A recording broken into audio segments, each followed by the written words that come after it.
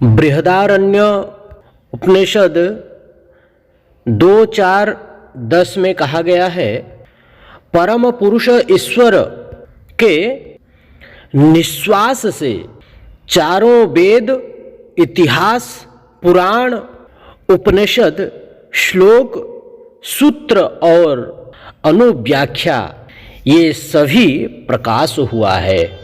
इसका प्रमाण देते हुए कह रहे हैं बृहदारण्य उपनिषद में, यस्य महतो भूतस्य निश्वसितमे तद ऋग्वेदो यजुर्वेदः श्यामवेद अथर्वांगिरस्य इतिहासः पुराणं विद्या उपनिषदः श्लोकाः सूत्राण्यनुव्याख्यानानि सर्वाणि निश्वासितानि।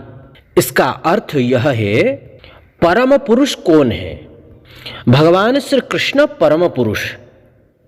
चिंतामणि प्रकर सद्म सुकल्प वृक्ष लक्षावृतेषु सुरभिरविपालयन्तं लक्ष्मी सहस्रशत संभ्रमसेव्यमानं गोविंदम आदि पुरुषम तमहम भजामि।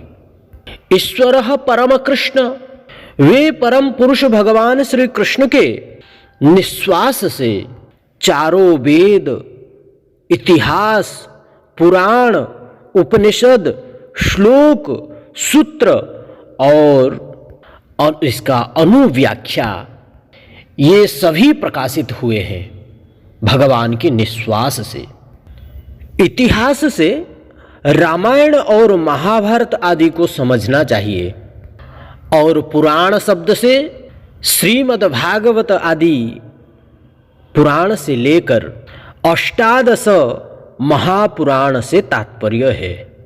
उपनिषद ईश, केन, कठ, प्रश्न आदि एकादश उपनिषद है। ईश अर्थात ईशोपनिषद, केन अर्थात केनोपनिषद, कठ अर्थात कठोपनिषद, प्रश्नोपनिषद इत्यादि एकादश उपनिषद है। ऋषियों के द्वारा रचित अनुष्ठुप छंद आदि छंदो ग्रंथ है।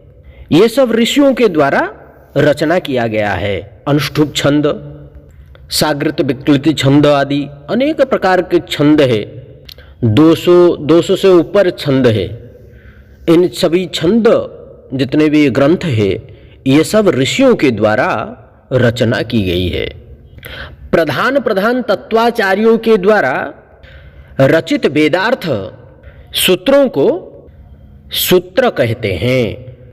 जो हमारे प्रधान तत्वाचार्य के द्वारा जो रचित ग्रंथ है, जो तत्वाचार्य तत्व विचार करने वाले जो आचार्य हैं, उन्होंने जो ग्रंथों को रचित किया है, उन रचित वेदार्थ सूत्रों को सूत्र कहते हैं।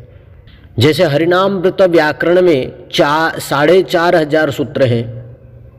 पाणिनि महाभाष्य में भी 8,000 से 12,000 तक सूत्र हैं। इस प्रकार पातंजलि और कलापस्य व्याकरण इत्यादि अनेक व्याकरण हैं।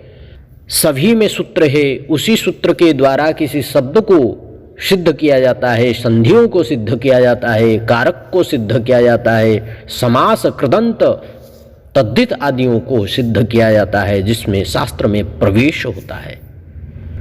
शास्त्र को पढ़कर समझा जा सकता है। व्याकरणे मरुनिवृत्ति जीवन लुब्धा। रेगिस्तान में, मरुभूमि में सब कोई चल नहीं सकता है, ऊंट के अतिरिक्त ऊंट ही चलता है। तो इसी प्रकार शास्त्र में भी वही चल सकता है जो व्याकरणकार है, जो भगवत कृपा है, जिसके ऊपर में भगवत कृपा है। भगवान की विशेष भक्त ही इस शास्त्र को समझ पाएंगे। हम लोग जैसे लोग क्या समझेंगे शास्त्रों को? ऐसे महान ऋषि, महान तत्वज्ञ लोग कितने सुंदर सुंदर शास्त्रों को हम लोग का सन्मुख उपस्थित किया है, कितने मेहनत करके लिखा है, परंतु उस शास्त्र का महत्व हम लोग देते नहीं है। हर घर में भागवत महापुराण, हर घर में श्रीमद् भगवद गीता होनी चाहिए, रामायण, तुलसी सेवा होनी चाहिए। ये सब हमारे सनातन धर्म की एक पहचान है। इतने बड़े बड़े प्रधान प्रधान तत्वज्ञ, तत्वाचार्यों के द्वारा जो रचित ग्रंथ, रचित वेदार्थ सूत्र उन्होंने रचना किए हैं, उन वेदार्थ सूत्रों को सूत्र कहते हैं। उन सूत्र ग्रंथ के ऊपर बड़े आचार्यों के द्वारा, शुद्ध आचार्यों के द्वारा रचित लिखित भाष्य इत्यादि को व्याख्या कहते हैं। और ये सभी जितने भी है इसको आम्नाय शब्द से परिचित होते हैं। आम्नाय शब्द का मुख्य अर्थ है वेद। श्री श्री चैतन्य चरितामृत में इसे स्पष्ट किया गया है। स्वतः प्रमाण वेद प्रमाण शिरोमणि, लक्षणा करिले स्वतः प्रमाणता हानि, चैतन्य चरितामृत में कहा गया है। इसका अर्थ है स्वतः प्रमाण वेद ही श्रेष्ठ प्रमाण है। वेद से भला और कौन सा श्रेष्ठ प्रमाण हो सकता है? वेद ही सर्वश्रेष्ठ प्रमाण है। भगवान स्वयं संकल्प कभी नहीं लेते हैं। भगवान जब भी संकल्प लेते हैं वेदों को माध्यम में रख कर लेते हैं, क्योंकि भगवान का संकल्प भी टूट सकता है। इसलिए भगवान वेदों को मानते हैं, वेदों का प्रमाण को ही स्वीकार करते हैं। इसलिए तो श्रीमद् भागवत महापुराण में 10वें स्कंद में यज्ञ पत्नियां क्या कहते हैं? मैबम विभूर हति भवान गदित्वम ऋषंसम सत्यम कुरुस्व निगमम तब पाद मूलम। सत्यम कुरुस्व निगमम अर्थात वेद को सत्य करो। वेद का बात को आप काट नहीं सकते हैं। भगवान सब कुछ खंडन कर सकते हैं, सब कुछ को समाप्त कर सकते हैं, भुला सकते हैं, परंतु वेदों को, बातों को, वेद का जो सिद्धांत है उसको काट नहीं सकते हैं, उसको खंडन नहीं कर सकते हैं। इसलिए कहा गया है स्वतः प्रमाण वेद ही सर्वश्रेष्ठ प्रमाण है। और अर्थ जो है दो प्रकार के होते हैं अर्थ, एक मुख्य अर्थ, दूसरा गौण अर्थ। मुख्य अर्थ जिसे अभिधा भी कहते हैं और गौण अर्थ को जिसे लक्षणा भी कहते हैं। वेदों में अभिधा अर्थ ही प्रमाणित है और लक्षणा अर्थ प्रमाण के रूप में गण्य नहीं है। मुख्य अर्थ ही प्रमाणित है। चैतन्य चरितामृत में और क्या कहते हैं इस विषय को हम लोग श्रवण करेंगे। इस विषय को पूर्ण रूप से स्वश्रवण कीजिए।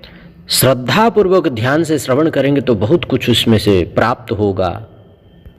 कृपा करके शुद्ध भक्ति चैनल को सब्सक्राइब, लाइक और शेयर, कमेंट कीजिए, जिससे हमारा भगवान की सर्वत्र प्रचार हो सके, भगवान का कथा सभी कोई सुन सकें, सुनने को सौभाग्य प्राप्त हो सबको।